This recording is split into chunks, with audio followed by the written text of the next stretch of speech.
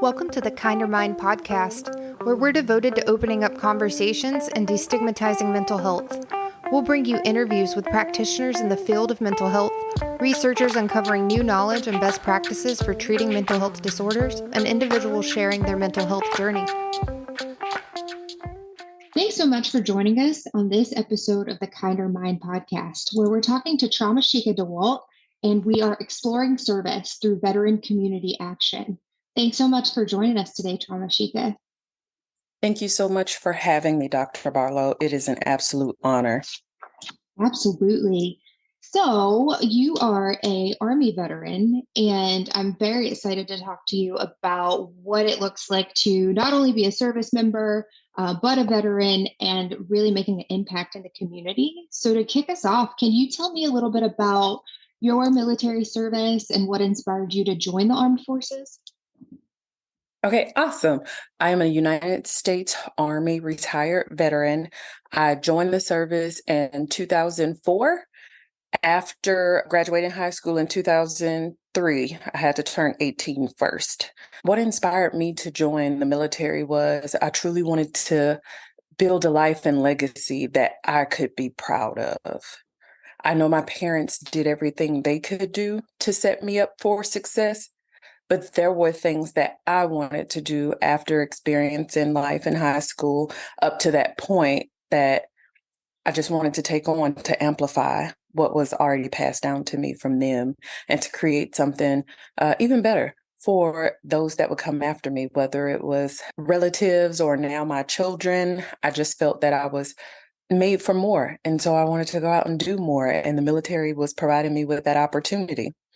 So can you tell me what were some of the most significant challenges and experience that you faced during your time in the military? Okay, so the first challenge that comes to my mind is lack of information if you do not come from a military family. So for me and my family, I'm the first to come out of my mom's household as a military service member. I relied on all the information I got from my recruiter, who I do not hold accountable for nothing, and I am greatly appreciative of him. However, I think if I had more informational knowledge, I could have made more insightful decisions when joining the military. So that was one of my challenges, literally going into something blind and cold turkey, so to speak. Mhm. Apart from that, I didn't necessarily have any other challenges because I didn't know they were going to be challenges, if that makes sense. That does make sense. Okay, No. because I was going to give examples because I was like, some ladies say it was hard being a woman. I was like, I don't know if it was hard being a woman or not because I didn't know what my experiences was going to be like. So I just took them head on, or challenges that you think may have been challenges for me or not because I didn't know they existed or they were going to happen. And as well, each person's experience is different. Just because one person experiences a challenge doesn't mean that you're going to have that same challenge, so to speak. That makes a lot of sense. It really does. So, how has your military background influenced your decision to work with veterans in underserved communities? So, my military experience has influenced it a lot because, like I said, I went in blind to the military. So some challenges were not challenges for me, but the few that were impacted me in a way that it reshaped me as a soldier and as a woman and as a person overall. With those few challenges, I had to go through them alone, so to speak. And I didn't reach out to my family, in which I should have done. But in hindsight, I know better now. So I just wanted to be the change that I wanted to see. And I also wanted to be the beacon of hope, that safe space, or that person that I wish I had when I went through those few challenges in the military. Okay. Could you tell us a little bit about the specific programs or initiatives that you're involved with veterans working in underserved areas and what that looks like? Of course. So I am the founder and chief executive officer for my nonprofit, which is United in Service Coalition. It is a veteran and community-based nonprofit that aids veterans in their transition from military back to civilian life through the transformative power of community service, social engagement, and educational workshops. And what those initiatives look like is utilizing our veterans and the skill sets that they gained throughout their military service and their life in general, and using those skill sets to go and serve in under-resourced communities. So United in Service has a few programs. We have our Green Initiative and we have our Drone Education Program, as well as our community service initiatives where we train up our veterans or key community service members, and then in turn have them to go back out into an under-resourced community and educate the children or the community members within that community. That sounds like a really great program and initiative. Can you share some success stories or examples of veterans who've really benefited from the program? So for our drone education program, not only have we certified other veterans whose permission I did not get today to name them, so I will leave them unnamed, but we have a few veterans under our belt that we have trained as certified drone pilots. And in turn, we provide them with opportunities at the elementary schools we serve throughout the Houston area to go back and teach the students how to be safe recreational drone pilots in their everyday lives. Now, once those students hit middle school and high school, that's when they get on our pathway program to become certified drone pilots after they graduate high school so they can go into the drone industry and attain a job. That's one way we utilize our veterans and some of our success stories. Other ways we utilize our veterans for our community service initiatives. Once a month at minimum, we try to host some type of community service project. A great example is we will go out into the schools and we will help enhance a need or assist with a need that the district might not be able to assist them with. Some of these needs are like gardens. We'll go and build a garden at a school and we'll have a veteran to oversee it. Sometimes they need benches, they need tables. We've renovated teachers' lounges and teachers' workrooms to help boost the morale of the staff, not only just the students, but the staff and faculty. And we'll have a veteran to spearhead that, or we'll have our veterans to come out and volunteer with us as we serve at those schools.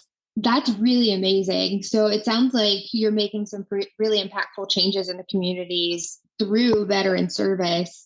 Have you seen any positive changes in the mental health of the veterans that you work with as a result of your work? Of course, United in Service Coalition, nor does Tramashika DeWalt claim to be mental health professionals, but I do see the impact that it has in the mental health of our veteran members, as well as the community members that participate, because mental health affects everyone. It's not just limited to us as veterans. And not only does it make an impact in their lives, it helps me with my mental health as well.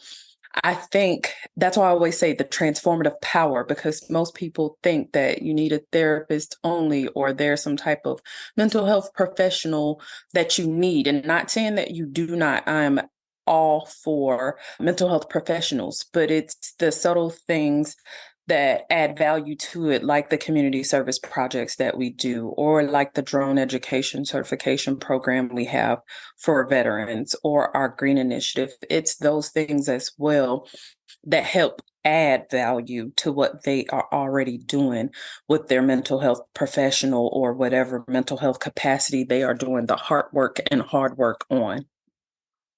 That makes 100% sense. And from the realm of a helping professional or a mental health clinician, I can definitely say it is a twofold process. So at no point in time can I do a session with a client and we can help them with their depression or their anxiety or their motivation just from talking for a session. Even if we're having a session twice a week, it really is those other components like getting out of the house, engaging with other people, establishing and maintaining some community, and really having those important positive interactions with others. Because if you're isolating, then you're really not able to use those skills of having that connection and what it looks like to make an impact in the life of somebody else. And so I wholeheartedly agree that having something that gets you out of the house, gets you engaged, makes you feel good, and connects you with other people is essential in positive mental health and really making progress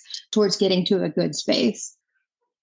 Exactly. Yes. And those are the impacts we want to make, something meaningful, not only for us, because it's not about us, but for the veteran or the person that we're serving at that moment. So you hit the nail on the head. So tell me about some of the other organizations or government agencies that you collaborate with to make United in Service Coalition so successful.